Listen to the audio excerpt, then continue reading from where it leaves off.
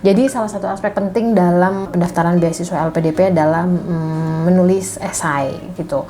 Esai itu biasanya disubmit bersamaan dengan dokumen-dokumen penting lainnya kayak transkrip, TOEFL, terus surat rekomendasi. Nah, itu disubmit ketika mengisi formulir. Nah, menurut aku esai itu harus dibuat dengan baik dan rigid dan ya benar-benar dibuat dengan sepenuh hati ya. Karena kenapa? Karena ini biasanya digunakan oleh pewawancara untuk menanyai kita. Jadi ketika teman-teman lolos ke tes substansi, pewawancara akan menjadikan esai kita sebagai bahan rujukan untuk mewawancarai kita. Apa yang mau dikonfirmasi, apa yang mau ditanyakan, itu biasanya merujuk dari esai yang kita tulis. Kalau pengalaman aku sebenarnya nulis esai itu bisa makan waktu hingga 1 bulan ya. Lama banget gitu kan. Kenapa? Karena memang menulis esai itu butuh yang namanya riset gitu. Ini beberapa tips yang bisa teman-teman pertimbangkan dalam menulis esai. Apa aja?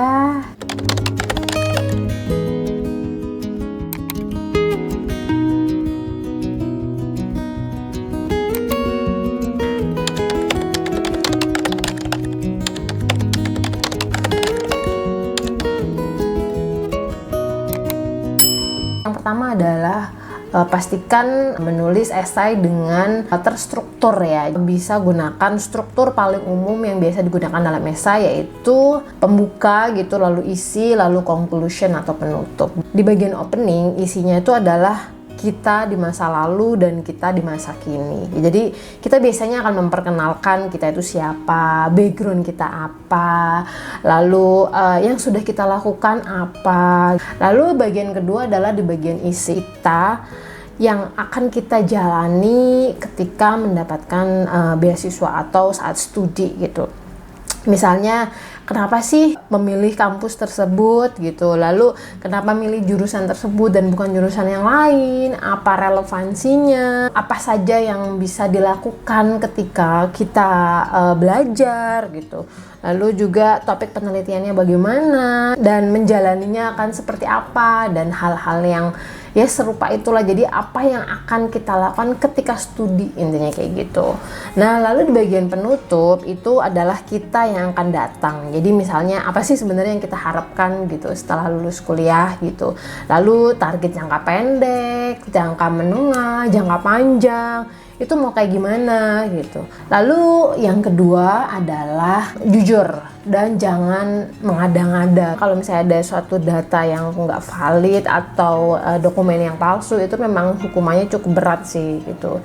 Dan jangan pernah cantumkan prestasi yang memang nggak pernah kita dapatkan. Soalnya kenapa? Bisa jadi ya nanti pewawancara tuh bakal menanyai kita lagi, konfirmasi ulang. Sekali mengada-ngada mungkin kita bisa ditanya balik ya saat wawancara, lalu jadinya kan kayak muncullah kebohongan-kebohongan baru gitu. Dan tentu ini bikin situasi itu menjadi kurang kondusif lah ketika wawancara nanti. Mending ya tulis apa yang memang benar-benar kita lakukan. Tentu nggak ada manusia yang sempurna ya, tapi setiap kita punya sisi-sisi istimewa kita yang berbeda dari orang lain gitu, yang bisa kita ibarat kata kita jual pada LPDP. Misalnya kayak volunteer di mana gitu yang berdampak pada banyak orang, atau mungkin kamu punya kondisi yang kurang menguntungkan dan kamu mampu bertahan di dalam posisi itu gitu. Itu juga jadi poin yang bagus sih. Jadi pastikan kamu bisa menonjolkan kelebihan secara proporsional. Misalnya mungkin kayak punya anak, itu kan bisa menjadi kekurangan ya. Kayak maksudnya ya waktunya jadi nggak seluang itu. Apakah yakin kan bisa ngelanjutin kuliah? Saya bisa menceritakan sebenarnya punya anak mungkin justru membuat kita menjadi lebih kuat. Saya ceritakan kayak punya bayi tapi nggak punya ART, terus saya merantau jauh, lalu ya saya masih tetap bisa berkarya dan mengerjakan freelance gitu. Jadi saya terdorong untuk menjadi lebih disiplin, semacam itu. Kurangan tapi bisa menjadi, saya kemas menjadi sebuah kelebihan. Poin ketiga adalah pahami apa yang diminta oleh pihak LPDP. Tuh, kriterianya apa dan apakah memang harus IPK-nya cum laude gitu? Ya enggak juga gitu. Lalu apakah yang ikut memang harus yang mengikuti banyak organisasi-organisasi keren gitu kan, berskala internasional gitu? Ya enggak juga gitu. Apakah memang harus dari kampus top di Indonesia gitu? Ya enggak mesti gitu kan. Nah, teman-teman perlu membaca buku panduan lebih dalam sih sebenarnya, apa sebenarnya yang dicari. Mungkin kalau penemuan aku sendiri, LPDB sebenarnya cari beberapa kriteria yang sesuai dengan pilar-pilar mereka. Yang pertama ada namanya integritas. Jadi kayak orang-orang yang mampu berpikir, berkata, berperilaku dan bertindak dengan baik dan memegang teguh nilai moral, intinya kayak gitu. Jadi ya memang gak boleh bohong gitu. Tunjukkan hal-hal yang memang kamu tuh orang yang berintegritas. Lalu profesional. Jadi bisa bekerja secara tuntas, komitmen tinggi dan bertanggung jawab. Ini juga bisa dibuktikan dengan pengalaman teman-teman yang memang menonjolkan nilai ini gitu. Lalu berikutnya ada sinergi, yaitu bisa bekerja sama dengan orang lain ya, secara internal ataupun eksternal secara harmonis. Jadi tunjukkan bagaimana teman-teman itu bisa bekerja sama dengan orang gitu kan, nggak individualis gitu. Lalu ada juga pelayanan. Jadi teman-teman bisa tunjukkan pengalaman-pengalaman yang memang menunjukkan bisa bekerja sepenuh hati, cepat, akurat, gitu-gitu. Lalu ada juga kesempurnaan ya, jadi berupaya untuk memperbaiki kekurangan dan berusaha menjadi lebih baik gitu. Jadi pastikan pengalaman-pengalaman hidup teman-teman bisa dinarasikan nih dan atau disesuaikan dengan nilai-nilai tersebut. Apa semuanya harus berbentuk pekerjaan formal atau tugas kantor atau gimana pun gitu? Ya nggak harus betul. Sebenarnya misal kayak pengalaman organisasi, pengalaman non formal itu juga bisa gitu. Sehingga nilai yang ada dalam diri teman-teman bisa lebih match gitu ya dengan apa yang dicari oleh pihak LPDP. Lalu poin berikutnya adalah jangan malas untuk riset ya. Memang di dalam esai itu kita harus menjelaskan kan, kayak kenapa kita ambil topik penelitian X gitu kan, kenapa milih jurusan ini dan bukan yang lain, kenapa milih kampus A dan bukan B. Teman-teman kan perlu data yang valid ya. Jadi bisa membandingkan kampus-kampus lain, apa istimewanya dari kampus yang kita pilih. Kita perlu ada data sehingga argumentasi kita itu lebih kuat, lebih berdasar. Jangan hanya kayak ya karena saya pengennya ini, karena ini deket dari rumah, karena ini memang cita-cita saya dari kecil, atau karena ya calon suami saya sekolah di sini jadi nyusul. Itu nggak boleh. Alasan-alasan yang seperti itu lebih baik dihindari. Jadi teman-teman perlu menuturkan alasan-alasan yang berdasarnya data. Misalnya kayak kenapa di kampus X? Ya karena mungkin ada dosen yang ahli dalam topik tertentu atau punya teknologi yang lebih baru dan gak dipunyai oleh kampus-kampus lain tuh, atau menyediakan kurikulum yang begini dan itu perlu dijabarkan gitu kan.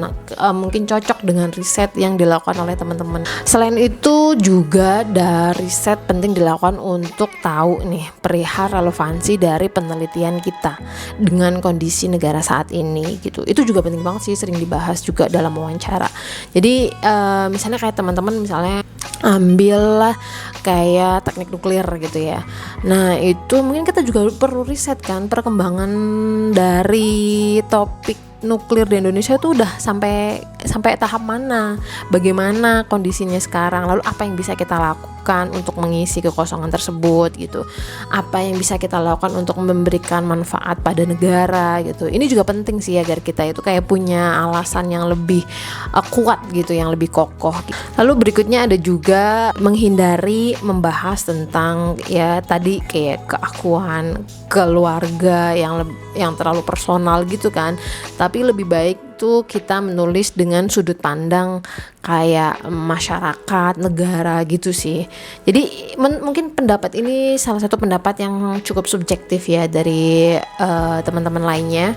Kalau menurut aku memang kayak membahas masalah kayak masalah keluarga dan masalah personal itu jadi terlihat kita tuh kayak terlalu, itu lagi-lagi keakuannya tuh terlalu besar gitu kan. Jadi Karena LPDP kan kayak lebih menekankan pada kontribusi gitu ya untuk negara kan. Jadi kalau terlalu banyak pakai keluarga mungkin ya kayak kesannya tuh kayak mengurangi kepentingan masyarakat pada apa yang mau kita lakukan, intinya kayak gitu. Namun sebenarnya nggak ada salahnya juga sih kalau aku pakai alasan keluarga, mungkin untuk konteks beberapa pertanyaan. Misalnya kayak gini, saya kenapa kamu memilih jurusan imunologi itu misalnya, kayak tentu kita bisa menjawab yang lebih general ya, kayak lebih ke masyarakat, karena mungkin ingin menemukan vaksin yang belum ditemukan, terus di Indonesia belum banyak punya dan penderitanya mungkin banyak gitu kan, belum ada obatnya, penelitiannya masih minim dan lain-lain. Itu kan kepentingan masyarakat ya. Lalu kalau ditanya, nah kalau kamu tuh tertarik karena imunologi tuh awalnya kenapa sih? Misalnya ditanya kayak gitu, barulah itu muncul mungkin alasan-alasan yang lebih personal, kayak dulu punya pengalaman salah satu kerabat atau keluarga itu menderita penyakit tertentu dan gak ada obatnya, jadi kayak kehilangan yang sangat mendalam, jadi saya tuh bercita-cita untuk bisa menemukan vaksin atau gimana gitu kan. Jadi sehingga saya menggeluti hal ini dari SMA gitu misalnya, dan kamu terlihat gitu kan serius gitu untuk menekuni itu mungkin bisa sih pakai sudut pandang keluarga. Emang kayak LPDP itu kayak lebih melihat itu kan pakai uang negara ya, jadi harapannya itu nggak cuma buat kepentingan diri sendiri sih, tapi lebih bisa berdampak pada masyarakat yang lebih luas gitu, syukur-syukur pada ya kepentingan negara gitu.